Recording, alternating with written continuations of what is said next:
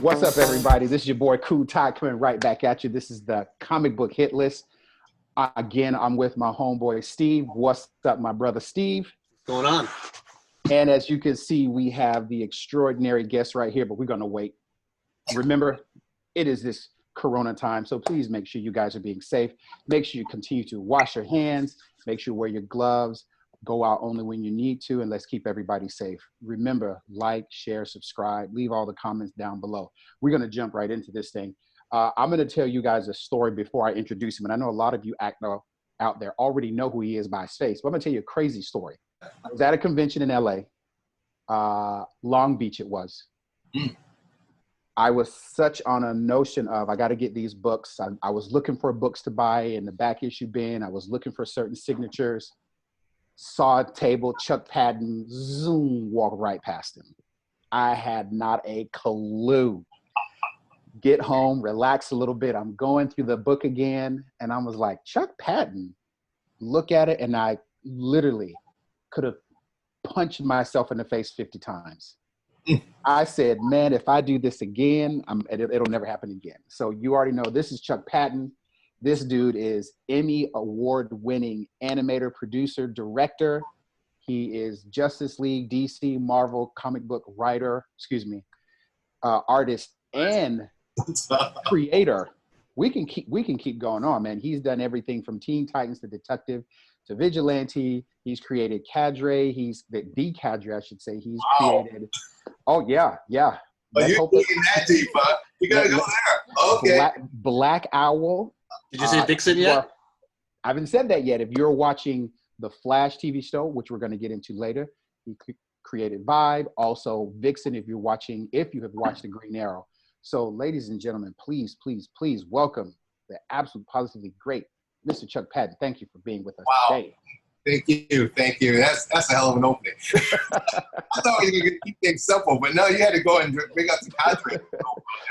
Listen, we still haven't even talked about the TV and the other stuff, so we'll get there a little bit later. But I just want to say it is a pleasure to have you on the show. We appreciate you spending the time with us.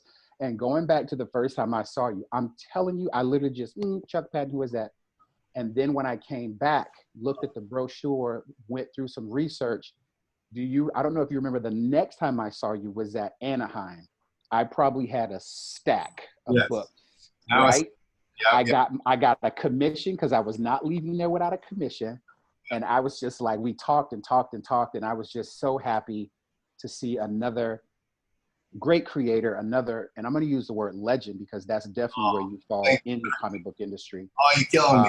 To just be a good dude, and that's really what it is, man. So I guess let's start it off. And I know some people may not know you, which is what I told you when I first had this. I think there's a lot of creators, Black, African American, female, male, and also just female creators that a lot of people just don't know. A lot of legends who have tons of work out there that have put in time and energy and bumps and bruises to receive this level of accolade. So why don't you give everybody a little rundown of how you started and kind of what brought you into comic books or animation? Oh God, well, it's funny because those two separate things, and they're one's very monumental, one is amazing story. The other one's like, nah, it happened. So which one do you want to hear most? Let's go with the comic books. Comics is that's more significant and more important. And I was going to start off by saying, I bet, and you tell me if I'm wrong, what surprised you about me was you didn't know I was a brother, did you? I'm just going to say that. Bingo! As they say in Japan. I didn't know they do that in Japan. With the Indians. Yeah, that's me. That's you doing it. That's me. I didn't know it. Oh, really? That's what Watashi? Yep, I didn't know it. Awesome. I'm going to steal that. I'm going to show that to my crew tomorrow. They're going to love that. But no, I can't tell you how many times, especially once I decided to, because there was a time when I actively decided to disappear out of the comic book scene. And all wrong reasons, as I've been told by friends who love to remind me. Actually, I think at that Anaheim show I think it was probably my second time coming back into conventions. And I was coerced into coming back from a really, really good friend who was also a big fan. And also people who have worked for me, who I found out later as they got comfortable with me, who were big fans, who kept saying, you really need to go out there and tell them. And one in particular was an artist of color who I extraordinarily love. I look at him as like, I hate to use the word mentor, that I'm a mentor to him, but because we have worked so much as collaborators, but he has been sort of like someone I have guided and steered and has done amazingly better than he was going to do that anyway, whether I was there. That's why I stopped from calling myself a mentor. But we have done so many things. And he was the one who kept saying, you have no idea how much Vibe means to me. And he goes, not because, as a comic book fan, but also as a person of color. And the thing that really struck me was he's not black. And he's of, I won't out him, but he's not a white race. And not that was a matter, but it really touched me. It touched me that I touched him. And he was like, there are other people out there you need to know who need to know this. And there are other people who aren't black you need to know, who really want to know you. They don't know you. They don't know you like I know you. They know your work, and they never got to say thank you. That's what because I told him why. He kept asking, why did you leave? Because I never thought I was really appreciated. And I really thought by that time that I had achieved, I would never achieve the dream I wanted, even though I really did. I was misconceived. It's funny. Most of us in this business, we work in a solitude, a creative solitude, an emotional solitude. And what got you into business is really your own creativity, your drive. But, as entertainers, we need to get that feedback. And if that feedback isn't there, that we touch through, that you hear us, you see us, whether you even like us or don't like us, if we don't get that, or if you get too much of one, the negative, and at the time I thought I was, you decide it's time to check, it's time to go home. If you're not there and you're not appreciated, go home. Again, my mistake was listening too much of the negative instead of the positive. And actually, and I'm jumping ahead of that because that really does make a difference. That was the transition between me, comics, and animation. Because in animation, I got an amazing influx of positivity, feedback, as well as direction and camaraderie. That not that I didn't have people in comics that I really enjoyed working with, and I'll mention them later, who I think are real legends. I've been called a legend, and I feel really appreciative of that. Thank you. I don't feel it, but thank you. I call myself more or less a survivor. But there are all times when I sit there and go, no, I'm a legend. Because if you can get through this, you can get as far as one has gotten. Then, and again, don't look at legend as being something better than, but legend in that you are part of a pantheon of other people. I'm grateful and very, very blessed to have worked with some amazing people who are real legends. Yeah. And have gotten starts from people who are real legends, which brings me to the comic book thing. Mm-hmm. I was fortunate enough since the age of 4 to want to be an artist.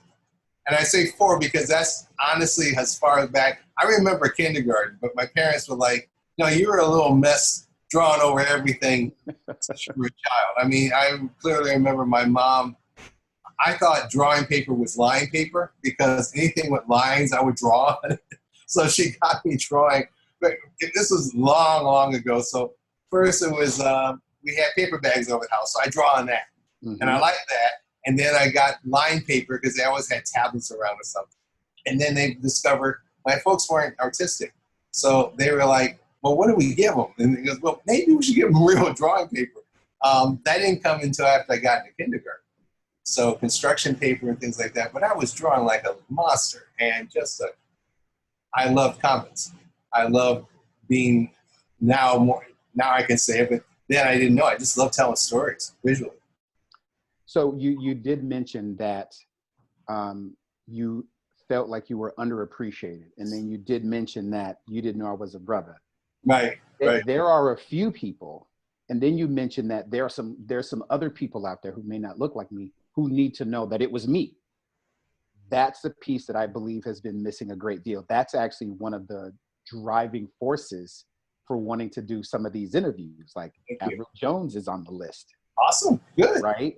Good. Because he's another one where I just don't think the average person thought about it, because the reality of it was always the white male character coming in to save the day. And clearly he was drawn by a white male person, and that's just how it was. So breaking out from the norm of what it was to, wait a minute, you need to slow down a little bit.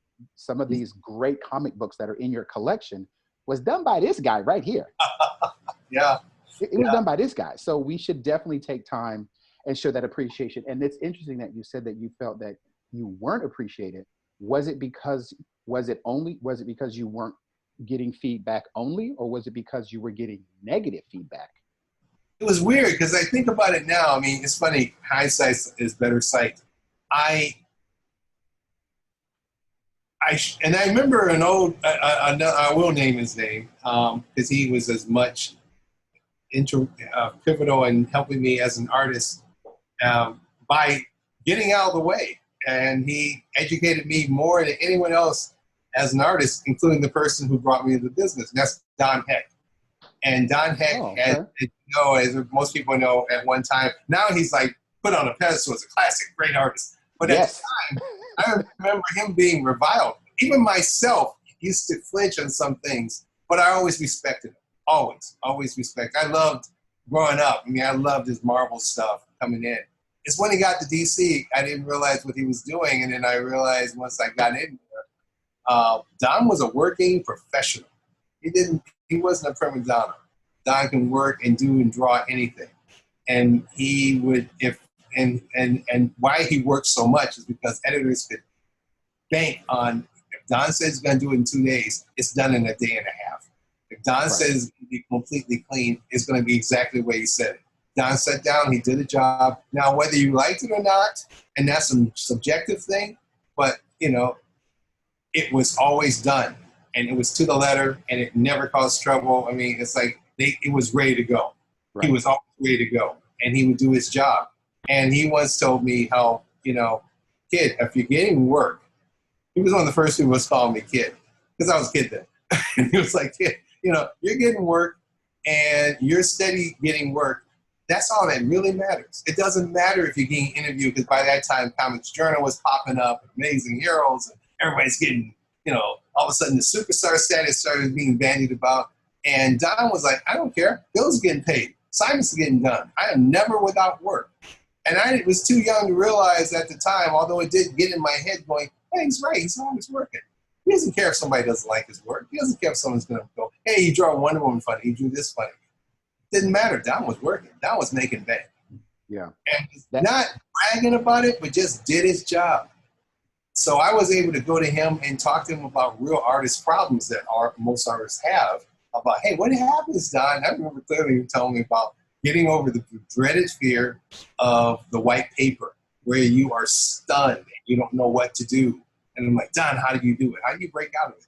And he thoughtfully went, well, I looked at that paper, saw all that nice clean paper, and I'm thinking, oh my God, I can't mess this paper up. All of a sudden, I dropped it. He's serious. He's telling me this, and I'm going, oh, this is going to be golden wisdom.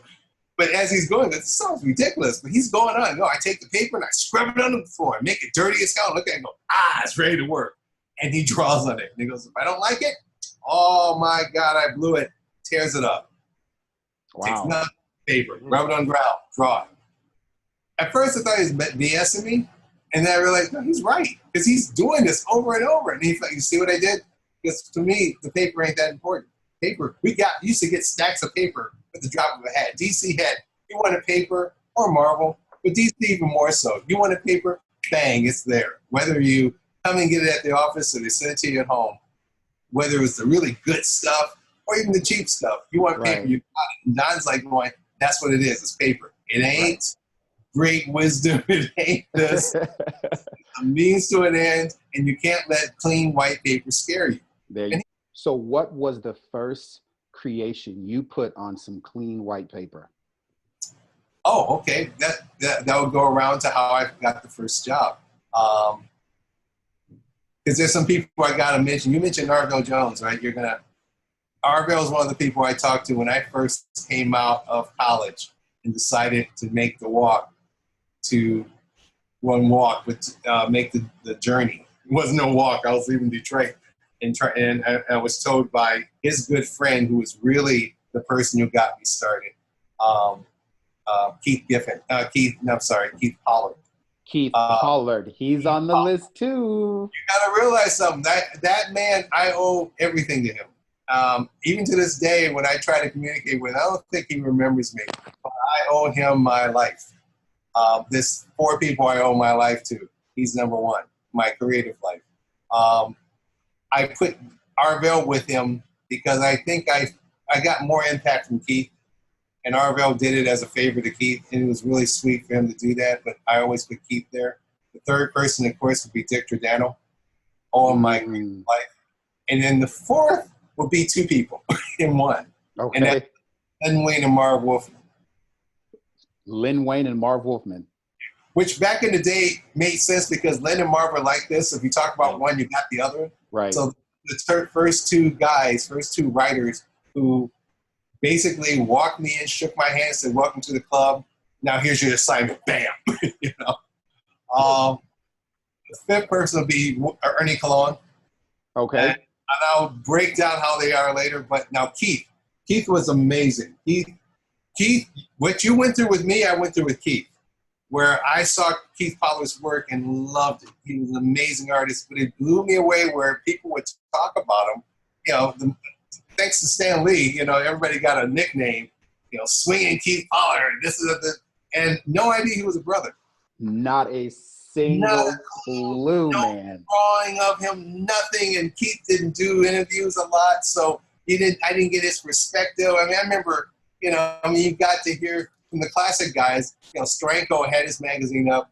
Joe Kubert he was editing some of the war books. So you got to hear their voices, and you learn the artists through that. Even with Don would have these little Marvel things, little vignettes where they have Stan calling them up for work or something, or Steve Ditko or something like that. But Keith was like an enigma, and I was in college at the time. I was studying journalism.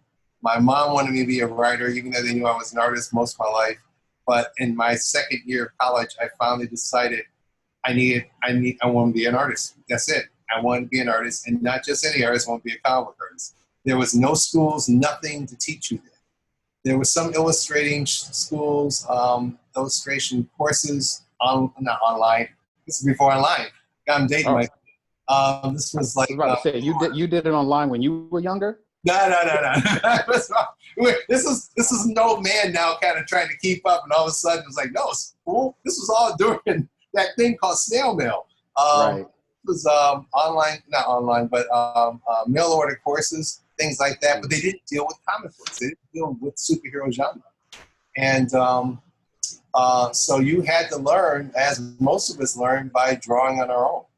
And that was another thing, too, that was tough because you can be around other people who draw like you, but you don't have a real barometer of how good you are. You know, your buddy's going to tell you you're good. People who look at you and go, you're good, but you don't know how good you are. You don't know what's actually professionally expected other than what you see in the comic. And even though I also took art courses, I got a BA in art. So I was going to double major, but I decided to finally split my major. I went from journalism to English to art and journalism minor. Did you collect any comics when you were a kid that inspired you to pursue this path? I'm really, really grateful. I had 2 older sisters. Actually, my life is really complicated. I shouldn't say that. Okay. My nieces and nephews and brothers, my surviving brothers and sisters are going to read it. I was in I was raised by my godparents, who became my foster parents, because my mom was overwhelmed. I have a large family. So the people who really raised me were my foster folks. And so I had 2 older siblings, women, who were my muses.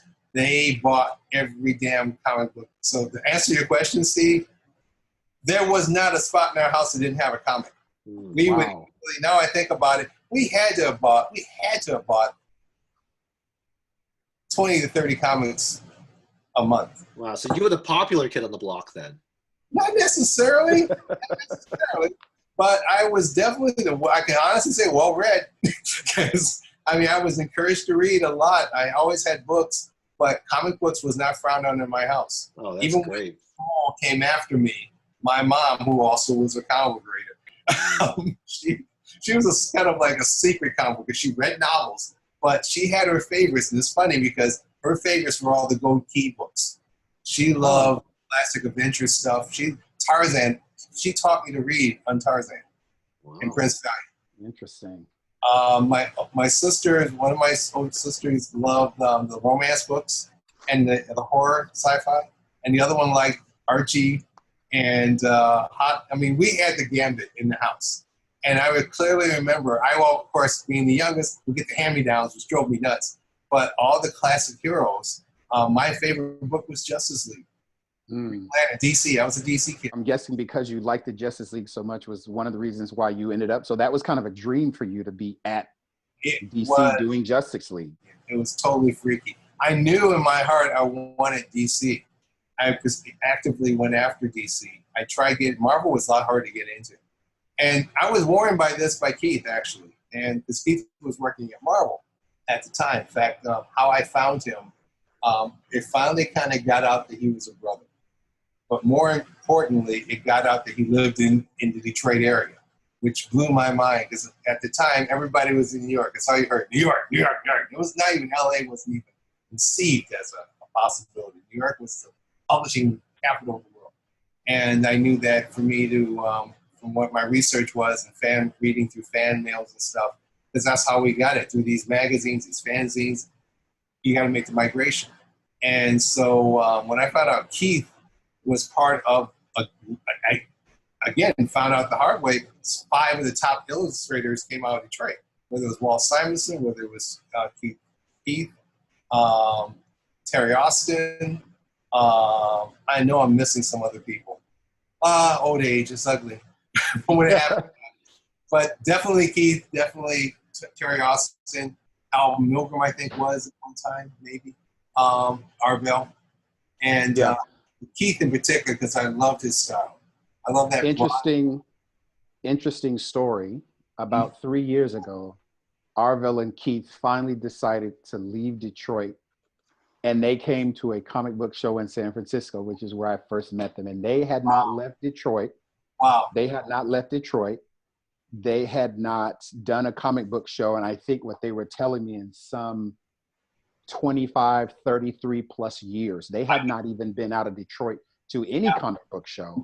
Yeah. And so just having them, and they sat side by side. So here I am thinking, and of course, looking at the list, because I learned from passing up Chuck Patton, I actually thoroughly went through the list and made sure I knew who was there. And I'm telling you, I think probably the month before that show, I combed my collection, and I had none of Keith Pollard's books. It wasn't a Green Lantern fan or Green Lantern fan.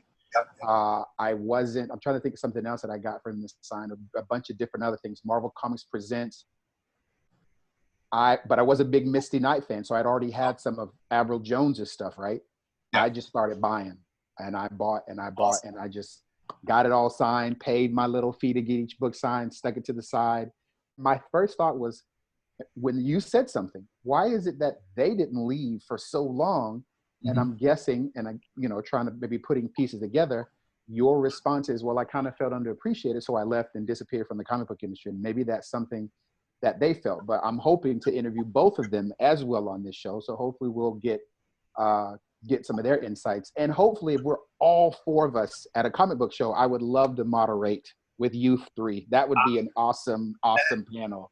That would, I haven't done any going around other conventions. Frankly, no one, I've had verbal, hey, please come, but no one's given me an official, hey, would you come? I would definitely do it because I owe, like I said, I owe them very much, and it's been well over 40-something years since I spoke to Keith. Again, I don't think he will remember me. I'm gonna make sure he remembers you.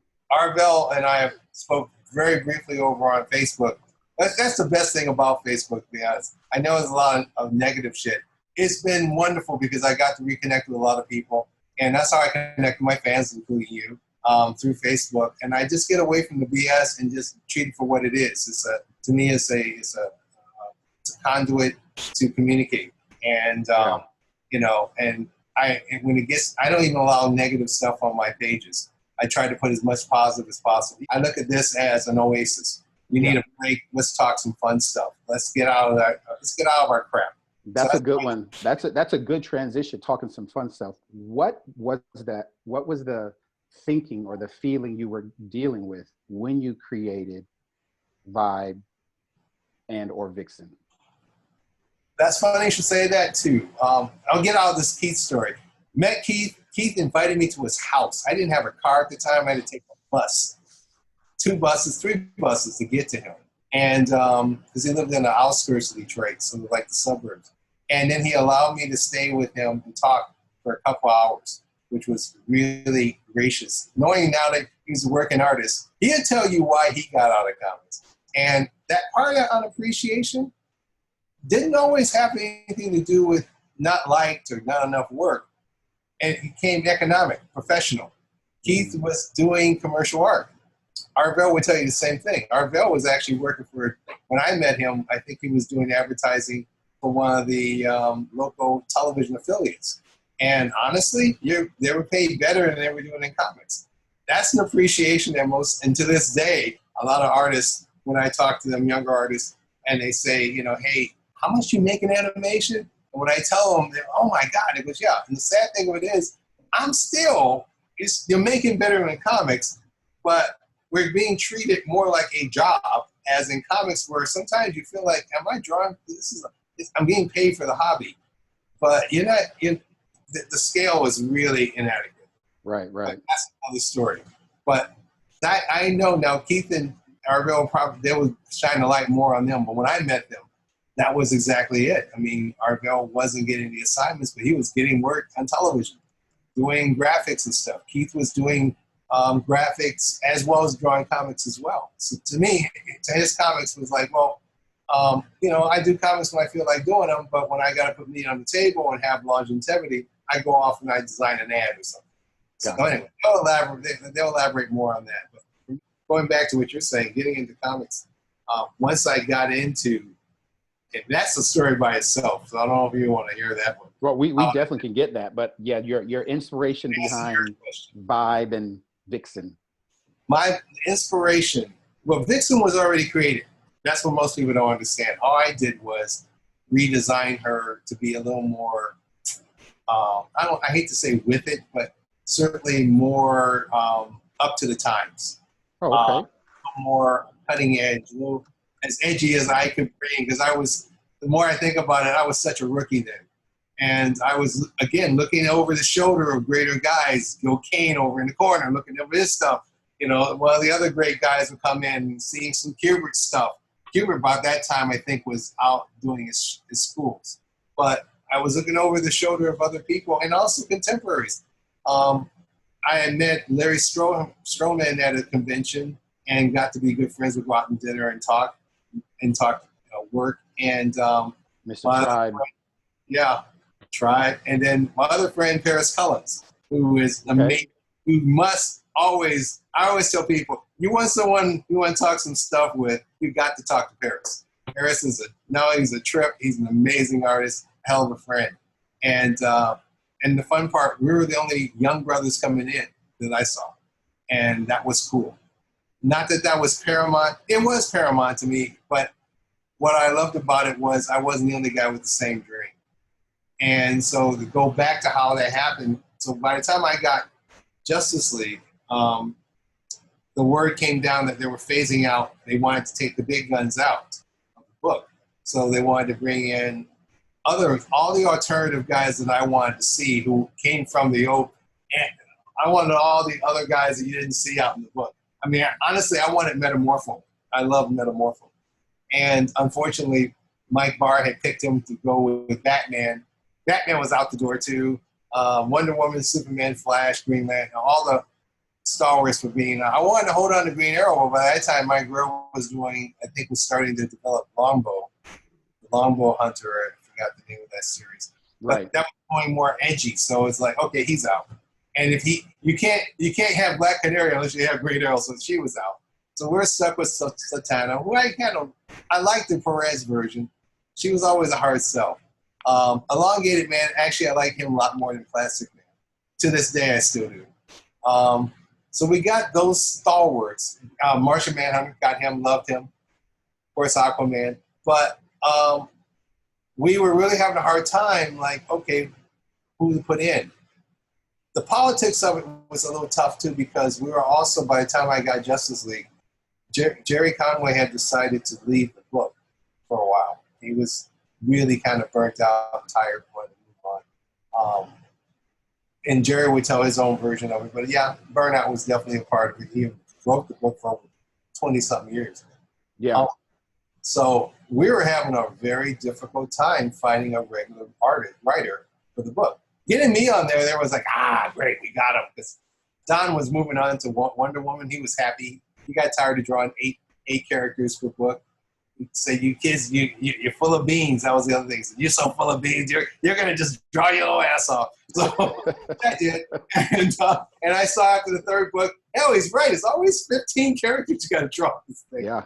But so by that time, I was at the beginning, I was able to hold on to the classic pantheon. But as we got through the first year, that's when the different editors started reclaiming the characters. So Superman is being dragged out. So we're having a hard time figuring it out, plus having a regular writer. And for 5 minutes, I thought J.M. DeMatteis was going to come in because he was talking about coming in, and I was looking forward to it. And then he decided at the last minute that he really wasn't feeling it yet, and which was kind of really tough. So I was like on that book by myself with at least 5 or 6 revolving writers. And it was tough because some stories were strong and fun, and some were not. The ones I did with Kurt Busiek, I really loved. Long story short, Jerry, at the last minute, decided to come back because he had got the mandate from DC that, hey, if you come back to the book, you do it your way. And he said, well, let's revise the book where we bring in all new characters. To punch up the classic guys that we got left. And of course, we were looking at Teen Titans and XMen, which were the top books at the time, as a model. So that's why we decided to go with a younger group of heroes, because teen heroes were a big deal. And so I went along with that because I was, again, becoming a professional, but always a comic book fan, and I loved X-Men and I loved Titans. So I thought, okay, that's where we're going to go. This will be good. And so the big problem came, okay, who of these young characters? We got Titans. Titans already grabbed these guys. So Jerry said, let's try something new. And so we went out and by that time I had moved out to LA. And so I was able to work closer with him. And we went out to lunch. And I remember we were talking and he was just throwing ideas around. And Jerry was like, I saw this movie that really got me. I really love this movie. It's really hip. I've since learned the word hip is something that one should character. In fact, now in my career, I use hip as a kind of like, you say hip, run away from it. But at the time, being a kid, didn't know. So he's like, what's making hip? I love this movie, Electric Boogaloo. So yeah. Yeah. Now I get it. You see how it's coming together? Okay. I get it. I know I take a while to get there, but what sparked me was I lived out in LA up to this point over a year, and I had seen a lot of the LA culture by that point. I was living in an area where there was gangs. So what Jerry was saying with the gangs, and Electric Boogaloo did deal with that, even though it got awful. But right. But it did deal with it. You're right. But they were dealing with it, and I thought at the time, you know what? Nobody isn't saying anything about that.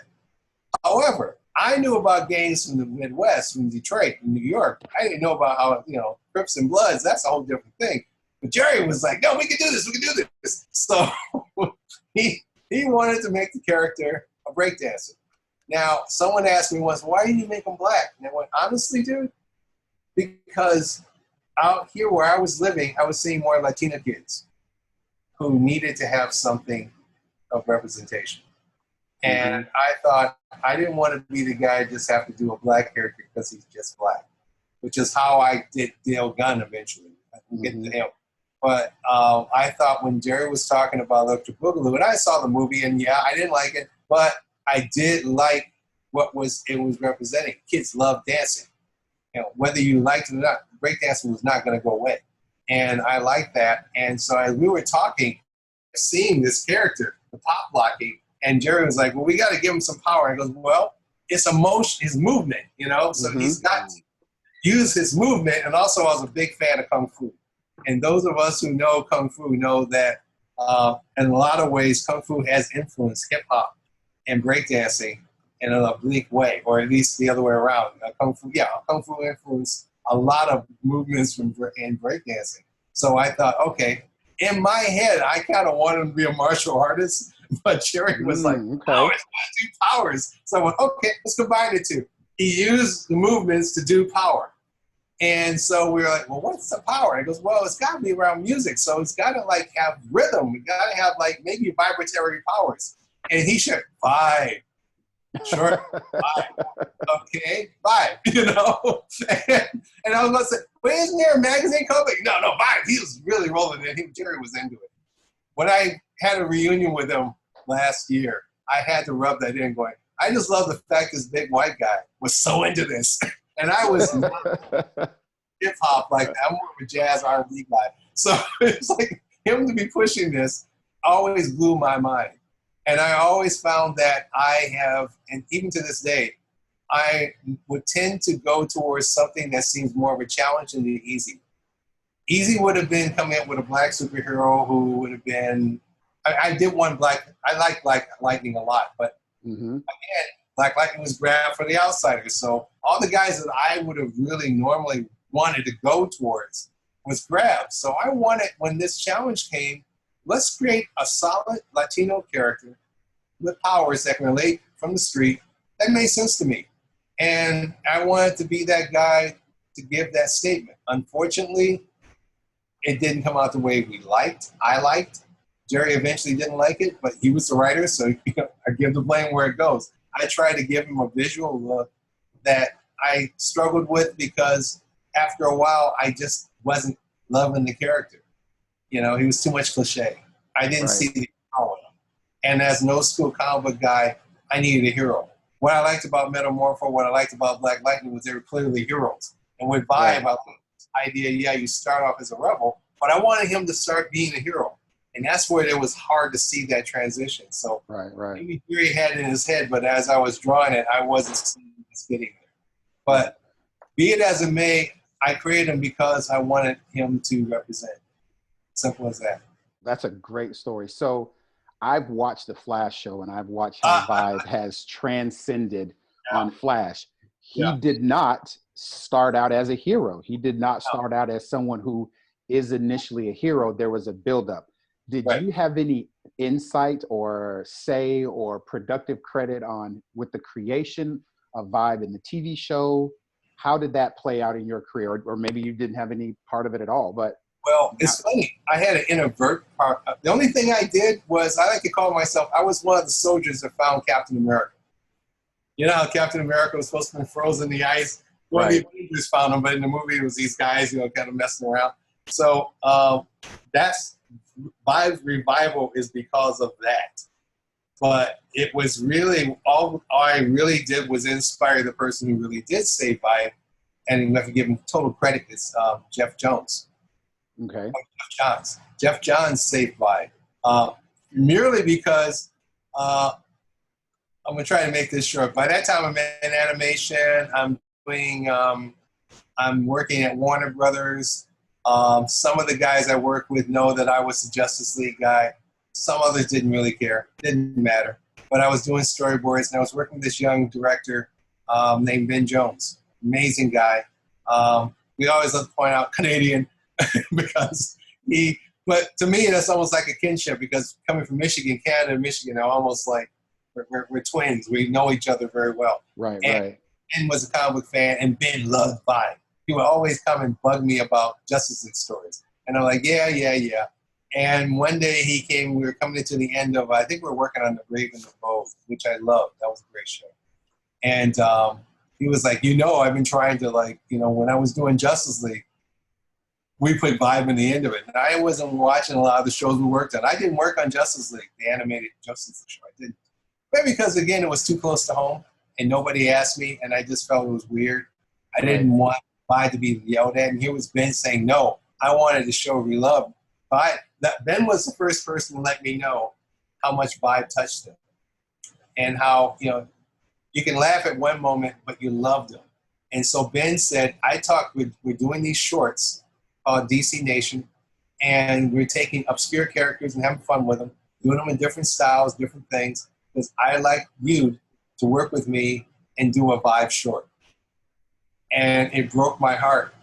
Whatever resentment I felt from leaving the book and kind of not acknowledging Vibe and being upset that he was handled in the kind of cliched way that he was, and also my feeling, I thought as an artist, to not do my bit of making him serious. Seeing how Ben loved the character made me go, I owe him one last chance, one last thing, literally. So I go, okay, if we do this, we got to have some fun with this, all right? He goes, yeah, let's do it. So, because we're going to do this like an 80s cartoon. Because I, by that time, worked on a lot of 80s, 90s cartoons. And, they were all gimmicky. And Vibe was a gimmick. It was, okay, so we're going to do this like this is Josie and the Pussycats, but breakdancing style. Okay. And this really bad animation where color would pop off and all this, and Ben was loving it. Ben was, yeah. So you got to draw it, and you're going to direct it. And it goes, okay. I don't think Warner's will let me. Warner's is really very cliquey. And Ben fought very hard to get me to direct it, but they felt like, no, you should direct it and have him just design it. So Ben, will you design it? Will you board it? And I went, yeah. So I boarded and designed the whole thing. And we had fun. It was nuts. Because he was like, okay, you got to bring back Dr. Ivo. Not the way you drew Dr. Ivo. I was like, oh, you mean the guy with the big ugly ass face? He goes, yeah. So we got the robots and the gaudy outfits. That was actually my first comic character. Most people don't know this, but those androids I did in my first JLA were the first costumes I've ever designed. So I remember very nervously, like, what do I make these guys look like? I didn't want to draw them. There was nothing to say, hey, this is what Ivo's guys look like, other than the big guy, I can't think of, Amazo. But again, Lynn walked me through it, and I got it. So here's 30 years later, here's Ben going, yeah, use those guys. So we put those into the short. And I went, okay, now here's the fun part. My biggest problem with drawing Vibe, as much when I loved him, even after I loved him, was that it was really hard to get his powers across. So I said, we got to really use breakdancing. I want to use actual breakdancing to influence the animation, even if we have to rotoscope it. And so we got references, and I went from Kid to Play to, God knows, the B dancing boys in Korea, those guys. I'm terrible at all this, but I looked at a lot of YouTube stuff, and we made this file, and we sent that along with the models, and the animators ate it up. So when you see that short, which that's one of those shorts I should have sent you. Yeah, that would have been nice. You can find it on YouTube. It's called DC Nation Vibe. I put it on my Facebook page once a year as a celebration of Vibe, and that made me fall in love with the character, because to me he always had a certain absurdity. But you gotta have that dancing, and you can only play that dancing off well in animation. And Ben timed it so well. And so by the time we did it, that was the other thing. When you had to get permission from DC to do these characters, even though we're all one big family. And I remember Ben saying, we sent the request to do Vibe, and we got a letter back going, why would you want to do that? Why would you want to bring him back? And they kept pushing, and Jeff Johns saw it and went, I love that when I was a kid. Yes, do it. And so Jeff, if it weren't for Jeff, we wouldn't have got Vibe. Wow. So we did it. He must have seen it. So when he was developing the CW shows, I was told, I've never met him face to face, but I got the story through the back end channels and stuff, that the first character he wanted to throw an Arrow, or not Arrow, but in the Flash show, was a revived Vibe. And that's how, so I owe him a lot of the credit. Wow. I love the way, and still love the way Vibe is handled on the show. I wish we had used a tenth of that creativity to make him this super crazy or super creative nerd is beautiful. You know, no breakdancing. Because again, what I didn't like was that he became a joke. I never wanted him to be a joke. Right. And when we came back, even though we were doing it funny, I wanted us to be in on the joke, not make him a joke. Right. So, and then Jeff just took him away from that, and now you've got this wonderful character with this wonderful actor who is a great, he's a fun character. I love watching Vibe interact with Barry, or Cisco. That's the other thing. I love him. I had no idea they're going to move him up to Vibe. We thought, okay, they're just going to keep him Cisco. Yeah. All of a sudden, they're bringing in the Vibe. And my friends, my one friend I told you about who's a big Vibe fan, goes, oh my God, they're going to bring Vibe, because they would never do Vibe is so important to me in that respect. And it took animation to bring the love back for him. I think if I was drawing him in the comics, I'd have a hard time. But doing him in animation brought the love back, especially after we did Brave and the Bold, where the whole show is quasi-comic, but it's great action. And we doing things with Flash. I mean, I used to love drawing the Aquaman sequences. I kept getting the damn Plastic Man shots, which were tough, because I like I said, elongated man more. But I got to do, of course, Batman and all that. And that kind of set me up to, okay, I think we're ready for Vibe, you know? So that was cool. I get a royalty check saying, yeah, they dared. So, you know, it was great. Royalty check. Yeah. I want to ask so badly, but we'll leave it there. I can't tell you. Just say that Vibe's been very, very good to me. So, okay, there we go. That's what I like to hear. Steve and I were talking about your animation, and I know he's had some very burning questions he wanted to kick out to you. Okay. On the animation side, Chuck, so besides Brave and the Bold, what other comics related shows did you do? Was it Spawn? Yes, sir. Let's go a little. Yeah. Well, you know what? Spawn is probably I always put Spawn and Turtles Spawn for sure.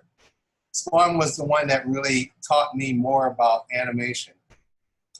I like to think that I'm one of the few guys to break the door doing good adult animation. Yeah, that really sticks out to me too. With Spawn particularly, I mean, I watched both Ninja Turtles and Spawn, but Spawn was that sort of set the bar. after hours, adult, not on normal regular cable TV. It was, I think it was HBO, right? Oh yeah, it was HBO. Yeah, HBO. HBO at the time was coming up as HBO at the time was up there. They were the ones like, ooh, HBO, they're doing different stuff. Yeah, it was more edgy. So So tell us how you sort of worked. I mean, that's a pretty big dichotomy, right, between Turtles and Spawn. Even though they're both animation, they're both comic related. Right. But right. Yeah, tell us about the differences there. Well, it's funny because it's like when I think about it, I always had a weird 6 degree of separation from comics, whatever I'm doing in comics to. Spawn is funny because I started at the same time in comics as Todd McFarlane. So, Todd was I would say rival, a fellow competitor, and had made really good, obviously very good strokes in the business, and had worked up to where he created Spawn, and we all know the legend of Todd.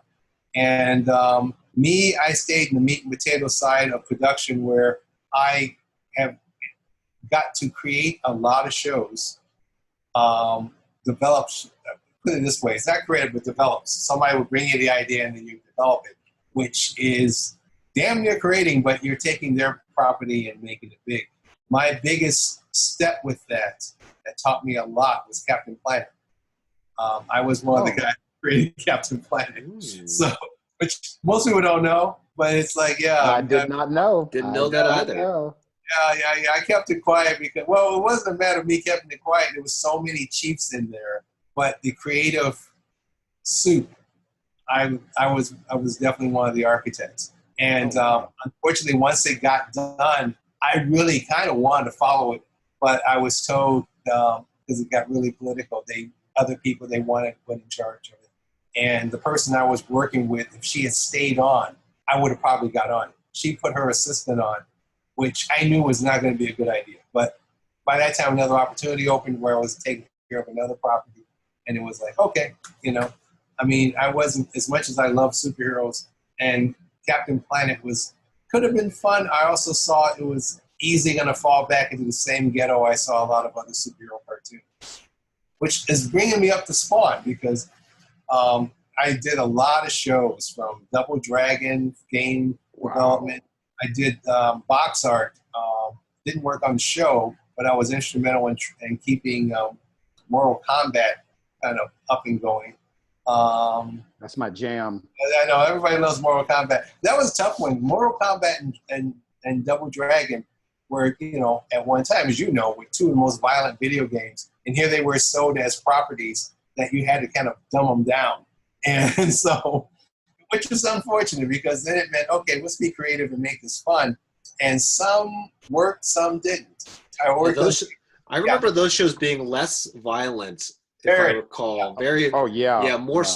Yeah. I think they were trying to shoot for more story-driven, but it. I remember they were selling toys. Yes. This was the other thing. Everything was toy-driven.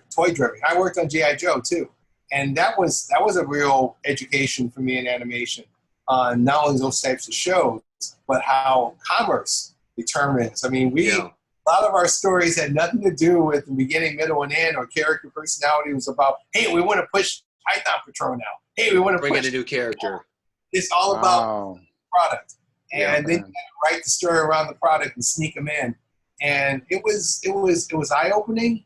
It was work, which was good, because I always in the back of my head heard Don basically saying, "Make sure you're paid. The money's coming in. Money's coming in."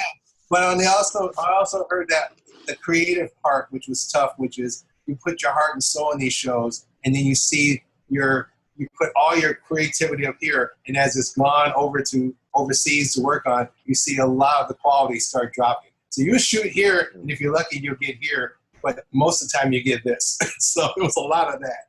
I saw a lot of beautiful pre-production art come back looking really bad. Spawn had a really good, to me, it had really good production value, high quality.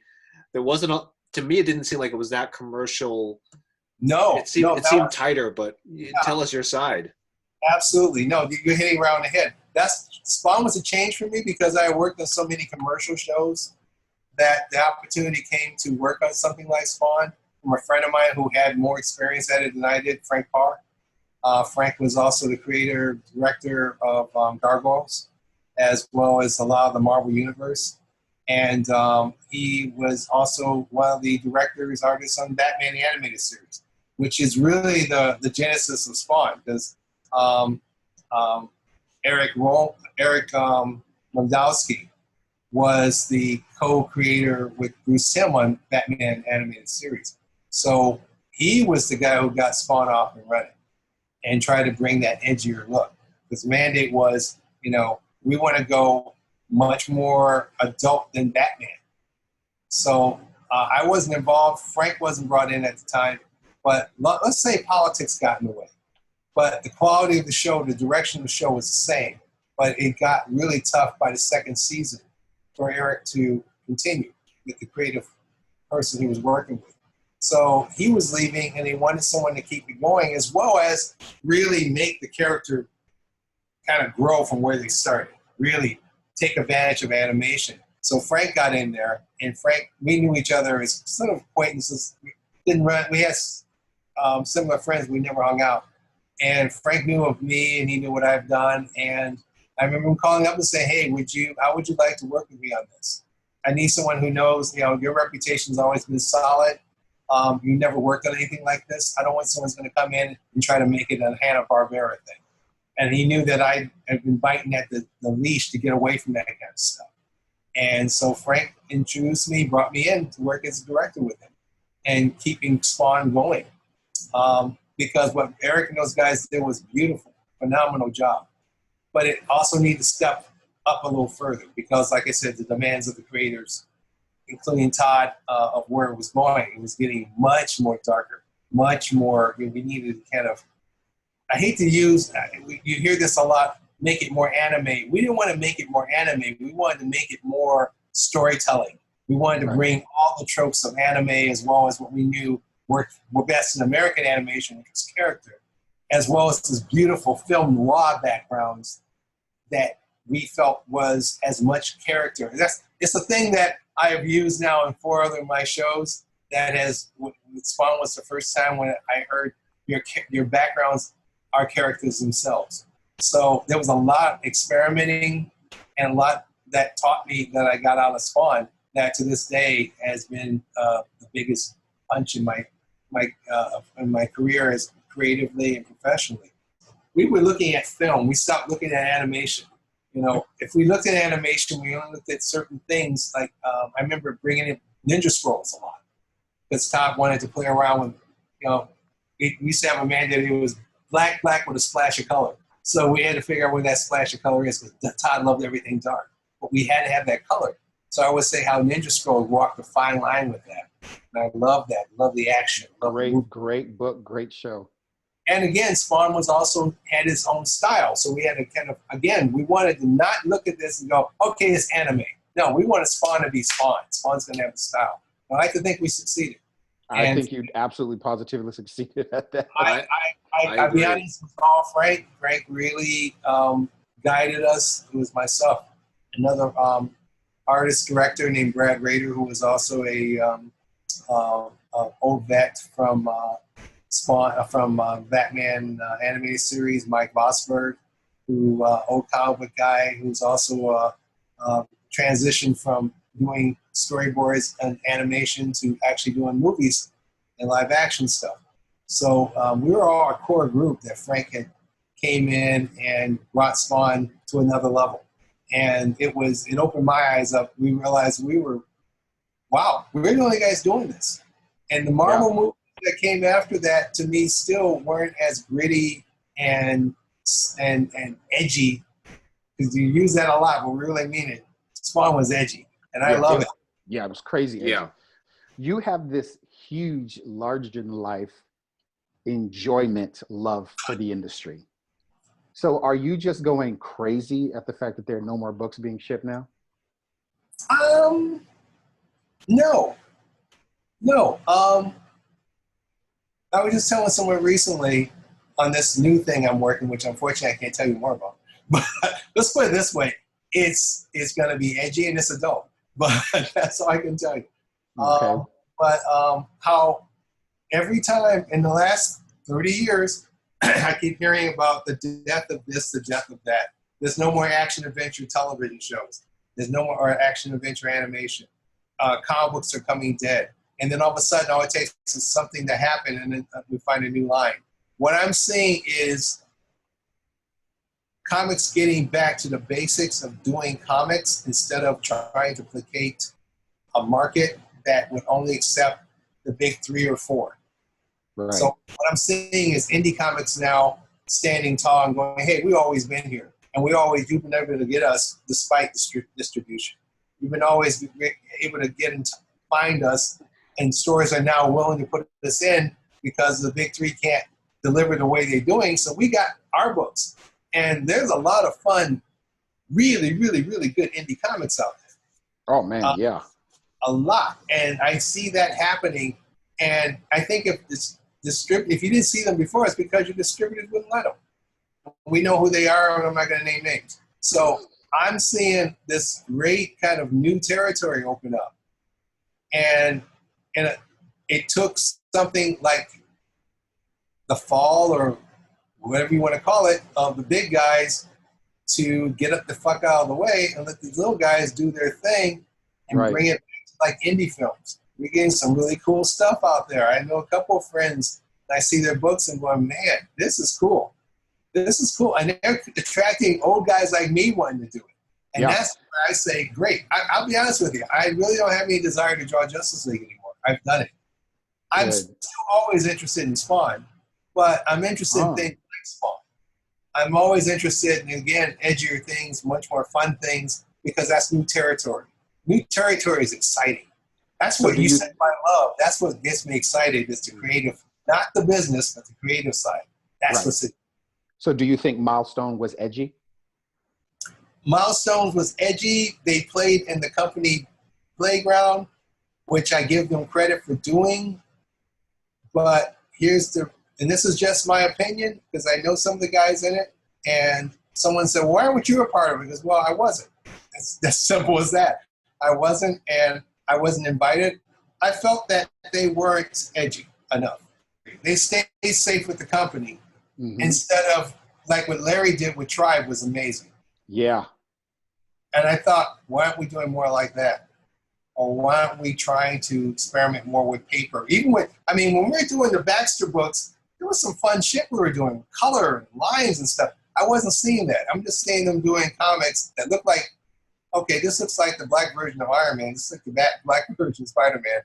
Cool, that's okay to start out, but when are we going to step up and do something new and edgy like these indie guys? Right, Which right. around at the time, but I'm seeing more of that coming out, more interesting thing comes that way, and more variety. Now, of course, at the time, I think a lot had to do with money. Those other books were sell because they're going to an audience that wants that kind of stuff. But I felt like, well, you really want to open doors, you really want to try something different. Let's, why aren't we thinking in terms of graphic albums like they do in Europe? I've been yelling about that for years. I've always been amazed. I love what I see Europe doing with publishing. That blows my mind. They call them albums. It's like, like the Quarter Pounder. They got the comic book, but they call them albums. And now we're calling them graphic novels and all that. Doesn't matter. It's the presentation. That's what I was impressed when I saw Milestone. Not to say the work wasn't good. It was great work, great artists. There was a couple of books I think I really loved. Loved Syndicate and I loved Zombie. This is a very big fan. This is my daughter, Zaina. Oh, she absolutely positively she hi. absolutely positively is a big Vixen fan, and we watch Flash a lot. They've seen every single episode, and they absolutely positively love Vibe. Look at what she's doing. She's trying to do a selfie. So they are big fans. So when I was explaining to her who you were, she was like, because she's got a Vixen, she's got a piece of original art with Vixen. They're Vixen and a Hawk Girl fans, so they got a piece of art with those, and they're really, really into that. So you were talking. So again, you seem like you have some stories that are untold. What's coming? Because it sounds like you got a Spawn story. It sounds like you got a few Spawn stories. What's coming that we can anticipate? Leave us with something good, Chuck. He just did something when I was a reporter. I would go, "Oh, you sneaky W! Oh, you sneaky W!" But for your daughter, I want to say this: when I redesigned Vixen, it was important to me when Jerry told me because we talked about Spawn, we did about Vibe, we didn't talk about Vixen. Vixen was another one that Jerry, he had created her before and never gave her credit. I love that version of her, by the way. But that wasn't in the way. I forgot who redesigned her that way. But I love that new version. That's the way I should have got. I'm glad she came to that point. When I did her, I wanted her to come off. I didn't like the way she was designed. Not to knock the artist, because I love his work, Bob Oxner. But I felt she was too, lack of another word, corny. She looked a little too Catwoman-y. And I wanted her to feel, again, edgy. I wanted her to have this, you look at her and go, don't mess with this woman. And everybody knows the only character that you look at and you go, don't mess with him, is Wolverine. And so we were doing the hair, and the sisters are all wearing the beads and stuff. And at that time I went, okay, I want to bring some African to her. That's the one where I went, all right, now I'll get to play with my heritage here. So I wanted her to look like something like what she was, a representative of this mystical African totem, and that she was a badass, do not mess with this woman. So the hair, I wanted that Wolverine hair because it also told me it wasn't just because of Wolverine, it was animalistic. And when, Fox, the big ears, she wore a mask with big ears, and I went, no, her hair's got to be her ears. And the only person that knows do that is Wolverine. So I borrowed a page from Byrne and Dave Cockrum and brought that kind of look. But in the color scheme, I wanted her to have that earthy color. Again, to get her away from, I think originally her costume was yellow and blue or something. Yeah, something like that. So I was instrumental in bringing those earthy colors to her. So I'm very proud of how she's like child that went off and became this wonderful character that everybody has done a better job than me. But I love her. I love that. I remember drawing that cover so well. I also am blessed by that cover because Dick Giordano, to me, was the best inker in the business. And as everybody who ever talked to you about him or you know about him, was also one of the most sweetest guys in the comics and probably in the world. And Dick brought me in. That's a whole nother story, how he brought me into the comics, but I will always owe him that. And him inking this, I have that cover, actually, the actual cover. DC actually found it for me 2 years ago. Oh, wow. And they sent it to me. I thought Dick had it, his family, when he passed. But I got the actual piece. So I was having it, because we made this into a separate poster. Right. Oh, I didn't know that. Yeah, it was actual. That's why we did it as 4 separate colors that you put together and becomes a poster, and then they put out a whole poster. It didn't come out the way I liked it to. Again, I was young. I didn't know what the hell I was doing. And Lynn, God bless him, was like, look, stop overthinking, just draw. Whenever I got to where I freaked out, Lynn would say, nope, got to keep going. Can't go back, can't change it, go with it, feel it out. You want to feel, your Gil, he knew I loved Gil Kane. Then put some Gil Kane in it. So I tried to do things I thought Kane would do. I didn't have the nerve to go to Mr. Kane going, could you show me what to do? Because I felt like, I could stand up as a man. But, he Right. looked at the photo and go, whoa, Gil Kane went, I don't know if he likes it or not, but I'm going to take that as a like. And, yeah, that's your props of saying, I'm going to stand up like a man and I'm going to put my mark on the industry. And that's what you did. I got that from Neil Adams. Neil Adams, that's another story where I got Justice League and I couldn't believe I got it. And I didn't think I was good enough. And I didn't have because Dick kept telling me, no, you're going to do it. You're going to do it. And so I go, well, I can't go to him and tell him I'm nervous. But everybody used to go up to Neil to get advice. And Neil would tear you a new asshole. Yeah, that's exactly how he comes across. He would tell you. And he would also take time with you. That was the beautiful thing about it. He would tell you a new asshole, but he will sit there and educate you. And I went with a couple other newbies up there. And it was a line. It was like 4 guys ahead of us. I had 3 guys ahead of me. So I was the last guy in line. And I had heard him just take this one guy apart. So I'm like, okay, be a man, go in there and get your ass licked. 2 hours later, Neil was talking to me about what Dick was doing.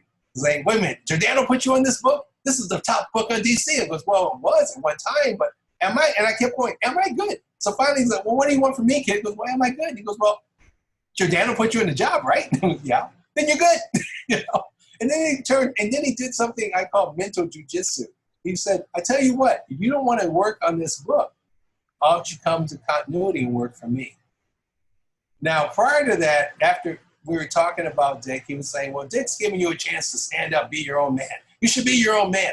So Neil was going on about being your own man so much. So when he flipped and said, hey, come work for me, I had to sit there and go, okay, is this a test? It's like one of those Kung Fu tests. Okay, I got to tell him the truth. I want to be my own man. There you go. So flash forward 40 years later, Frank Parr and I are at one of the LA cons, and there's Neil. And Frank has worked with Neil on Bucky O'Hare. And Neil doesn't know me. He can't possibly remember me. This was 1989 when I first met him. It's 82. And so I went up to Neil and was, Mr. Adams, I don't think you remember me, but you gave me some advice. And he started turning red. He goes, oh, no. Did I cuss you out? He goes, no, you didn't. He goes, did I scare you? No, you didn't. He goes, really? What did I do? And I told him what he was doing, and he was cracking up. And I was like, yeah, you chewed out these guys, and you made them like, if they got in the comics, man, I don't know where they went, but you got to me. He goes, what did I do? Did I hurt you? And he goes, no, you offered me a job. And he just died laughing. And there you go. He went, well, how are you doing? I goes, I'm doing good. He goes, then good. Then this was good. Yeah. And that, my God, that's one of the other men in my hand that I should have mentioned was Neil. Cool. Yeah. Steve and I have both heard some really good stories about how Neil Adams has kind of ushered in the younger generation and taught them some things. So I heard 2 things. Well, two things. Number one, I was trying to find that one, but I'm gonna answer it for you. Go ahead. Okay. I heard that DC still has a lot of art that they haven't given back. Was I the only person that went, wait a minute, where's all that art then? Well, and also, we might have to make this into a 2-part interview, man, because I didn't even get to did you create this? Like, where did the Sentry come from in the Turtles? Whoa, interesting. Okay, wait. That's a whole other ball game. But that's an easy answer, though. That's an easy answer.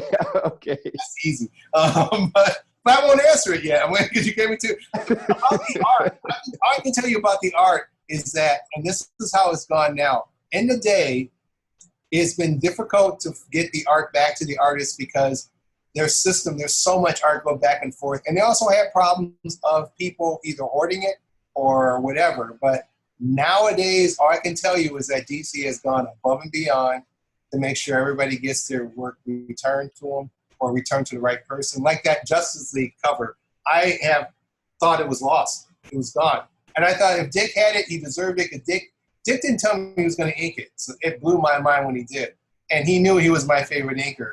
So it was like, it touched my heart. So if he owned it, because that's how they did it. They would split the book up. Part would go to the inker, part would go to the penciler. And sometimes you didn't get the choice of which pages you got.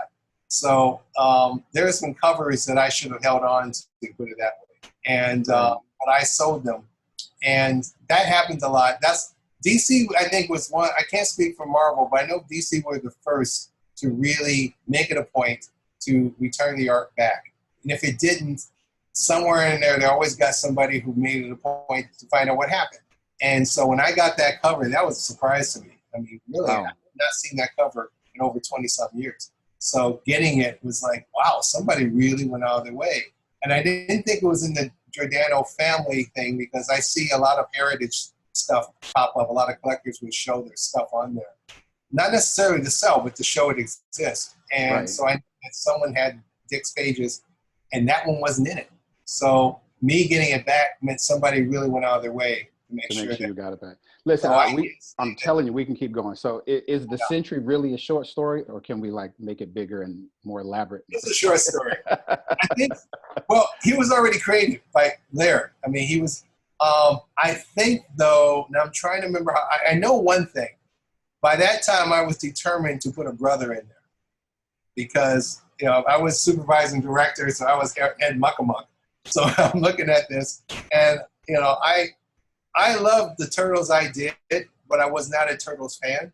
But I was determined to make it a pantheon, a kind of a homage to martial arts, as well as to superheroes, just as it was meant to be. So when the Sentry came up, and I didn't want to make him a Superman clone, which he was sort of like, and I said, okay, what can we do to not make him a Superman clone? Well, let's make him a brother. So, the rest is history. There you go. I remember going through this. I remember looking at that show and the comic book going, where did this character come from? And now they have a brand new, I'm sure you probably know, they have a brand new female turtle now. A little bit of a hot seat. If you had your opportunity to write and draw one of these, who would it be? The Cadre, Nightwing, or Vigilante? Oh, that's unfair, man. Okay, I can beat you on that. Okay, I'll get you. Okay, I got you. I want all three of them in a miniseries. All three of them. Okay. Good answer. That's a good answer, Chuck. Guys, thank you very much. I got an Emmy. So, you do have an Emmy. We didn't even get to that part either. I joke about that. I always use it as my BS point. Don't joke about it, man. You actually won that. That's your hard-earned time, energy spinning. You should enjoy it. Make sure it gets cleaned and polished. Bring in somebody outside to spiff it clean. I should. It's just sitting over there. I have it in my little pantheon of heroes. It's next to it. Peter Cushing. You should get it and show it to us. I should have put it right. You want to get it and show it to me? Yeah, I want you to show it to us. Yeah, let's see it. Yes, let's see the Emmy. Okay. This is, you know what, Steve? This is the first interview that we've had from this legend. He should show his Emmy. That's just a great piece to add to this history, right? And when do we get another guest that has an Emmy? Well, I'm hoping a few, but look at what we have here with Mr. Chuck Patton's Emmy. And what'd you win the Emmy for? It says here on the cover, let's see, I don't know if you can see it that close. A little bit, but go ahead and read it to us. It says 1998, 1999, Primetime Emmy Awards, Outstanding Animated Program of Programming More Than 1 Hour, Todd McFarlane's Spawn, HBO, Chuck Patton directed. Wow, that is amazing. So that is amazing. Other guys, I can't remember the other guys. So I know we have to wrap this up because I told you we were just going to enjoy the conversation, right? And that's what I wanted to do. I think number one, me personally, I learned some things. Steve, what about you? I learned a lot. Steve, just simple words, but says something. There you go, poignant. I think this show did exactly what I was hoping that it would do. So to everybody sitting out there watching this show, I'm really hoping that you got a really deep understanding of some of the creators that you might not know of. And that's kind of one of the goals for me in this show, is to bring some creators, some knowledge, some notoriety to some creators who've been putting in major, major muscle work. And they may not just get the notoriety. So I'm hoping through our show that they can get some major, major play and some major, major things. And again, every time I see you, I'm going to buy more books. One thing that I would like to ask is I would like to send you some books to sign so we can give away as gifts for the show. Absolutely. That would be something that I would really like to do, to give up, because I do want to make this show also a giveaway. But we haven't got to Black Owl. Okay, stop. No, Black Owl's easy. Black Owl's easy. I can do that in 10 seconds. Okay, Black Owl's easy. Black Owl, Black Owl is an actual old times character. That's the other thing that's kind of fun. I'm seeing this resurgence of old obscure characters you never heard before, from the 40s, the 30s, to 50s, and they are public domain. And this young man, Chris, oh God, poor Chris, I forgot his last name. Put it this way, his company is called Atomic Comics. It's him by himself. He is he's worked professionally for a couple of companies, and he's publishing his own thing. And he's gotten a couple of good old school comic artists like myself to work with him. And so when he asked me to help him on he just asked me to do a cover. And Black Owl was the one that I love because it's the Batman-like character. Yeah. And revised the story, and we revised some of the look. All I had to do was just draw the cover. I didn't have to design anything. That was done by Rick Burkett, who's another old school DC guy, and had a ball. Listen, we can go on forever, and I appreciate you. I absolutely positively am so thankful that you took the time to come and hang out with us and do the interview. I appreciate all the wonderful stories, all the wonderful anecdotes. I'm hoping this is not the last time you come to the show. I'm hoping we can do this probably a third, fourth, fifth, sixth time. I can't say now, because now you got my number. You know where to get me. Yeah, that's right. And more importantly, once I get these other guys, I might just have this Legends panel on the comic book hit list to start it off, and maybe we'll get to a show once all that comes back. That would be awesome. But I am going to wrap this up, and I definitely want to say, Mr. Patton, we appreciate you spending the time with us. We appreciate you gracing the world and the comic book industry with your art, also TV, animation, all the wonderful things. The Emmy shows your dedication, shows your focus to attention and detail. And to all the comic book fans out there, ladies and gentlemen, this is Mr. Chuck Patton. We hope you enjoyed the show. We know there was still a whole lot to get to. We know there was a lot more questions, but you can find Mr. Patton on Facebook. You can also leave your comments, anything you want to do, anything you want down and below in the comment section. So we will definitely get to ask you. We'll answer those questions and pass them on to Mr. Patton. Thank you very much from your boy Kutai, Steve, and Mr. Chuck Patton. We appreciate you. We thank you. Remember, wash your hands, stay safe, follow the science. Wear your mask. Science, wear your mask. Hey, be a hero, wear your mask. Oh, there you go. Find me on Instagram as well. There you go. So, wear your mask. From the comic book hit list, we appreciate it. Until we see you guys again next show, you guys have a good night. Thank you. Thank you, Tyrone. Thank you. Appreciate it.